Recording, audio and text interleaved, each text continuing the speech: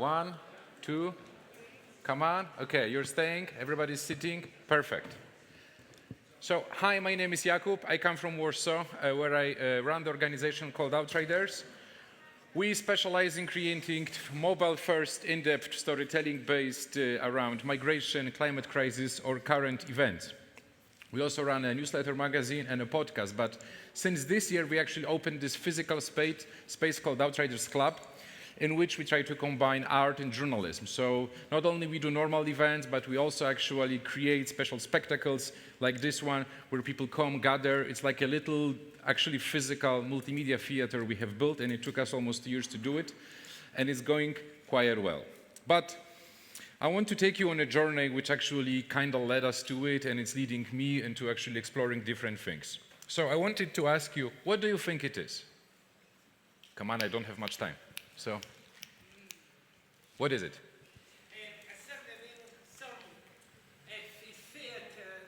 It's a theater, yes. No. It's actually a wedding, guys. It's a wedding in a theater, yes. It's a wedding, and basically it's somewhere in Spain. Or not?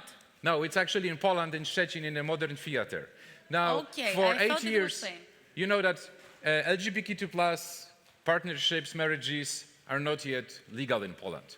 So what this theater was doing, it was as part of one show, they actually were inviting couples to marry them on stage as part of the theater show. There was a whole ceremony actually done as part of one of the shows.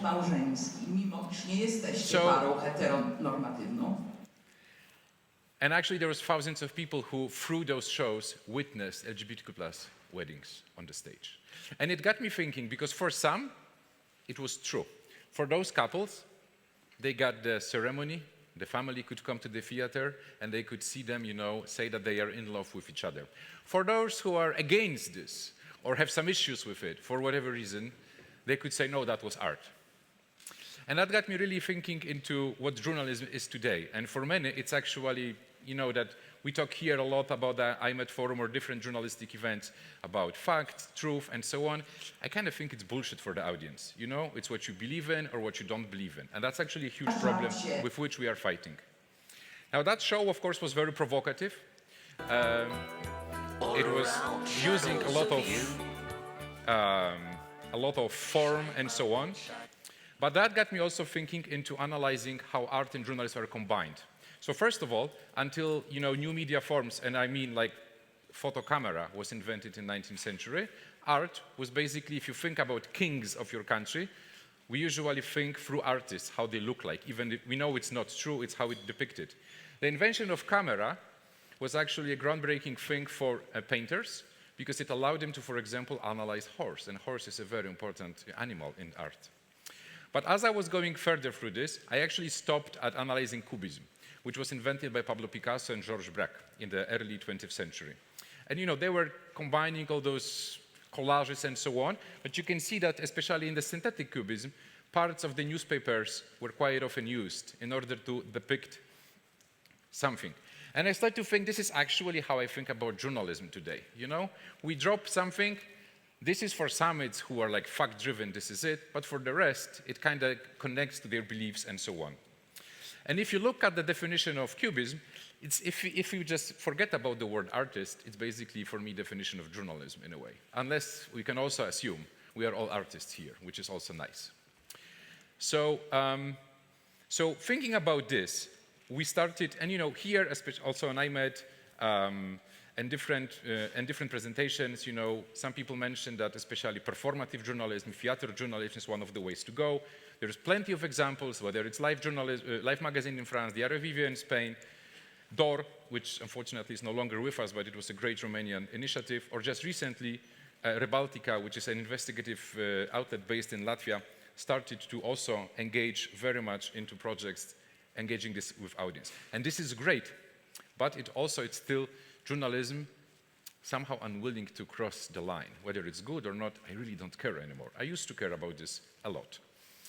So, because I believe we are after a point of no return, in a way. So I was here in Greece in 2015, during the huge migration crisis. From Thessaloniki, I managed to walk with the refugees to Vienna. It took me almost 2 weeks. This is Serbia. Before that, it was Hungary. But in my title of the presentation, there is AI. And basically, that's the reality we're going to have in 2 or 3 years. And that's the question we should be asking ourselves right now, which is that the traditional traffic and the last remaining source, which is for many, especially big publishers, the search engine, is going to evaporate, and we are going to consume news differently. And we see less and less people, given different research, actually caring about journalism these days. Frankly speaking, especially the younger audiences, they are excited about influencers, YouTubers, podcasters, and many podcasters or YouTubers. They actually are informing the audiences, but they are not calling themselves journalists. And that's a problem I think we have to face, because only few people care about journalism. And that's my working assumption. I don't think that the majority of audience, even like 50% plus one, understands what is journalism in the society. I think it's actually less.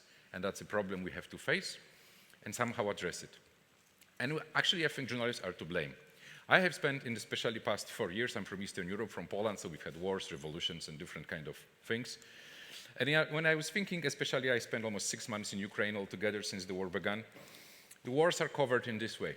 Do you know that wars, people also smile at when there is a war? That they are having fun when there is war? That they are getting married, that they are getting dancing. The photos you have just seen are traditional war coverage. That was Bakhmut, which has fallen last year. This is also Bakhmut, just below the ground. Parties, great food. A guy who says, like, I have to clean in front of my house, no matter if they are shelling or not. So those are different, really different perspectives here, And sometimes, especially when I was thinking about coverage of Belarus revolution in 2020, it was always just like, they were only protesting on Sundays, but no one was covering Monday until Saturday, So it seemed like they were just on the fucking street all the time, So that got me thinking into a different idea. 2 projects I want to show you. It's called One Day In. So there were 5 cities, that's October 2022. 5 cities, big ones, oblast cities. And they were, 3 of them were under attack constantly every day. Odessa and Mykolaiv were fairly safe. And that was a time when we actually switched to mobile-first experiences. And this is like a raw footage of the 360 or /VR thing. We created a project which allowed people to visit 6 places in each city every day. We would unlock a new city Monday, the next city Tuesday. And it was called One Day In, and it became super popular. I can just only tell you that the average time spent in this in the first 3 days after we released it was 23 minutes. 23 minutes. We've had local reporters who were just taking us around and showing 3 different, it was like 90 seconds or something like this, different footages, bunkers, and so on. But the cool thing was that, the most important thing was that we didn't tell audience how to feel. And that's the biggest problem, I think, with the journalism, They were able to make their own emotion, their own experience by just exploring this, and the gimbal on your phone allows you for immediate interactivity. The other problem which I was hating for a long time was, like, we are trained, especially in the school and then as journalists, that the story needs an ending. Especially editors are like. So we created a different project. Now we spent 2 weeks in a different city, and we followed 9 different people, a post lady, a fireman. So we meet the firefighter, he takes us with a dog. The next day there's a big building exploding, and he's going there. And we kind of basically asked them to create a TripAdvisor for a frontline city. So, the whole city fabric changed, And they took us, and with their help, we built basically a new kind of map. And there is 1 hour and 6 minutes of video footage here. And the story has no fucking ending. You can watch everything, but there's no point we're leading you. Average time was here 28 minutes. And it's not like this is like a dramatic scenes. We are following a lady who delivers money to pensioners in villages, Very simple stuff, or like this one. Roman, Kirina, and so on. It's just, you can experience this on your own, and you kind of create your own map through it, your own experience. No one, we only give you a start. So, with those 2 projects, I started to think, okay, how can we actually do it further, and what is the, traditional journalists, they were like, this is not journalism, fuck this, we don't know what to do, my phone is like exploding with this and so on. But That got me thinking, what are reporters for, especially with the rise of AI or whatever they are saying. This is a project which we are releasing in the 2 weeks. This is actually, we had a reporter who spent 4 months in Myanmar, who brought a lot of VR footage, and this is something which you have not seen. It's basically some people, if you think this is Call of Duty, if you play, it's kind of looks like. So this is going to be released, and AI will not do it. So there are places where reporters have to go to simply, you know. We may think about different roles of publishers and so on. Myanmar 360 goes live soon, so wait for it. The other thing is sometimes reporters cannot go. So we are, working with different people like Belarus, for example, where there are places where even if you talk to us as a journalist, you then endanger this person, and Belarus is such a place. So we are talking to people in secret and, for example, doing comics. My friend, who is just getting married, congratulations, Serhi, he runs a media outlet called Inker, and that's his motto, And I like it because it's a lot about impact, something what we discuss a lot here in journalism. So he's trying to catch different stories, making it into comics, whether it's a Chernobyl occupation, different one. That's a big one. If you want to put something on Twitter, it's this one. Thank you. Okay, you have 10 seconds. That's of my precious time, okay? So, and impact, reaching the audience, those are things which art is actually very good at. And I don't think journalism, we keep discussing this on every year on different events. So it's not like, we solved it and so on. So I actually, when I think about AI tools, I don't think about what they can do. It's about, I actually think how much time they will release for publishers. And I think publishers will have 2 choices. Go for original journalism, because all the content will look the same, or be greedy and fire everyone, Historically, they usually went with the red pill, Let's hope this time they will take the blue pill. I hope I remember Matrix correctly. It's an old movie, but yeah. So this is what I think, if you think about how AI, with the same team, how much more you can do and how creative you can be, how crazy projects you can do, positively, then it's great. And here is basically the project we have done last year together with Porcausa, Solomon, and El Confidencial, and it's also like how we cross the wall into actually very openly using art more on. So I've spent a lot of time on the border walls in European Union. I have my favorite ones, It's not the Polish one, although it's kind of nice, You guys also in Greece have here wall, but when you have great military protecting it, I love those guys. And of course, we released this as our way of, combining this and utilizing basically impact of the walls. And of course, what we discovered is that basically the people who live close to the wall are the ones who actually are most harmed by the construction of the wall, whereas it doesn't stop, of course, the migration. Who would have known? So from this, we started to use the club, and we created like an interactive gallery, which later on became a show. So you can come have a coffee, or you can come for a spectacle, where you actually, there's 32 screens inside.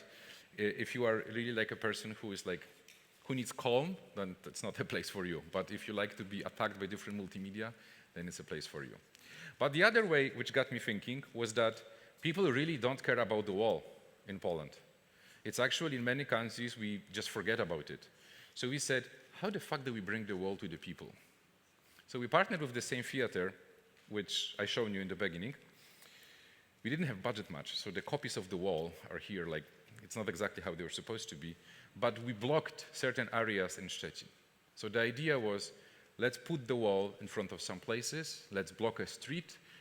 You can call it whatever you want, whether it's a provocation, whether it's a performance or a happening and so on. For me, it was informative. We have reached the audience, we have pissed them off. And pissing people off is very important in journalism. And we got them thinking. We got them thinking, and we got them empathizing to those people who are actually affected by the wall in a totally different part of Poland. That was just an experiment. It worked really well, in my opinion. So now that I'm working on one more project, which will be released at the end of the October. So I was done with the walls in Europe. So there was one more wall which I wanted to visit, the Trump wall. But here we are just going full-scale artistic. So this is actually this is the Trump wall from inside through a VR camera, And we are just trying to play around with different forms here. There are, of course, more traditional photos. I promise you, after this, I'm not touching any border wall for the next decade, you know? It's like, I need like a little therapy and like a different, maybe go climate journalism, whatever, something else. But I'm done with walls, really. And playing around, the great thing about the 360 cameras is that they shoot different ways. So we are placing different cameras on two sides. So here you have Mexico, here you have United States. And we are building then and so on. And next year, we'll have the exhibition here. It was almost happened this year. So, and you know, the other thing is the story is about emptiness. Because actually, there is very less and less migrants coming to the United States because the law introduced by Joe Biden at the beginning of June is actually working. So that's another challenge we are facing, actually, how to show the emptiness and so on. And this is, I mean, the only good thing is that it's very beautiful there, you know, besides the people strategies and so on. This is, for example, the wall we have found which wasn't used, like they had too much wall. So this is how they put it there, you know? So this is the drone footage. We just found it accidentally and so on. So that's how it is. And this is a story for which we are partnering with different artists. And I have to say, I have a sweet spot for children, like when it comes to, because I have two daughters as well.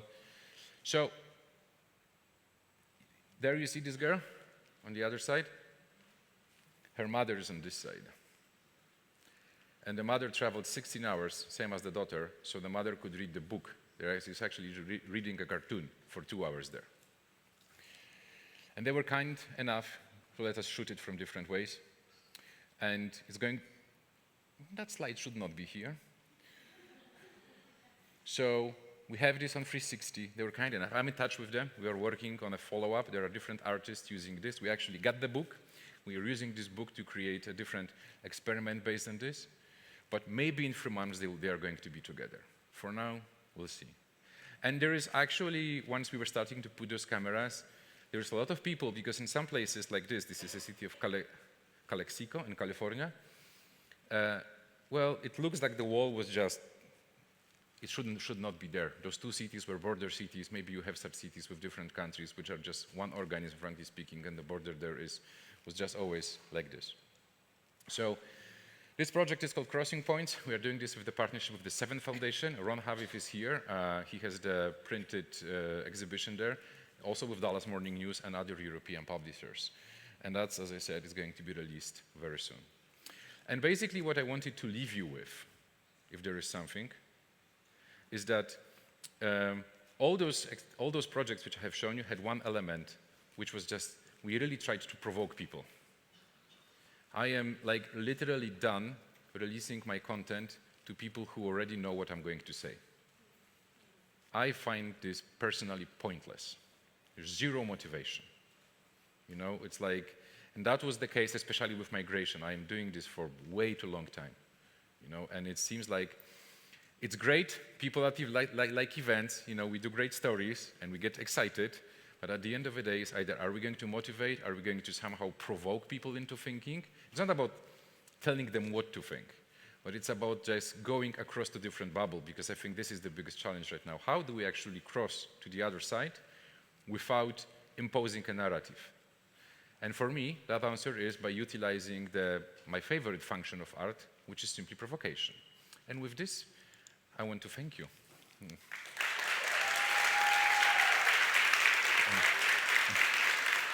No. I had one more slide. Bring it back. I had one more slide. Because, you know, I said that I'm from Outriders, but I'm also working on something new, which is going to be released next year. I don't know, it's a band of journalists and artists. Maybe they'll invite us to perform next year. And we are inventing this new trend or philosophy called artistic journalism. So if you would like to join the movement, please find me. Hopefully there is free beer outside. I don't know whether they planned it today or not. I have 30 seconds. Any questions? Yes. Did you ever have problems with border security when you there? Of course, many times. That's normal. I mean, I will tell you, can you give me 20 seconds? I'll tell you a funny anecdote from Poland. So we went into a very remote area because we just wanted like a different photos of the wall, because usually, you know, you have the regular spot where journalists go to. So I go there, I take photos, and suddenly there is two young soldiers. They are maybe 18, 19. And I look at them, they look at me, and they are like super fucking scared. And I'm like, okay, what's going on? And they are like, I'm like, oh, okay, guys, I'm your first journalist, yes? And like, yes, we don't know what to do with you. I said, okay, so I'm gonna sit here, have a cigarette, and you guys call your boss, okay? So I'm not gonna making trouble. And they're like, oh, thank you. So that's how it is. Okay, thank you very much, guys. I'll see you around. Bye.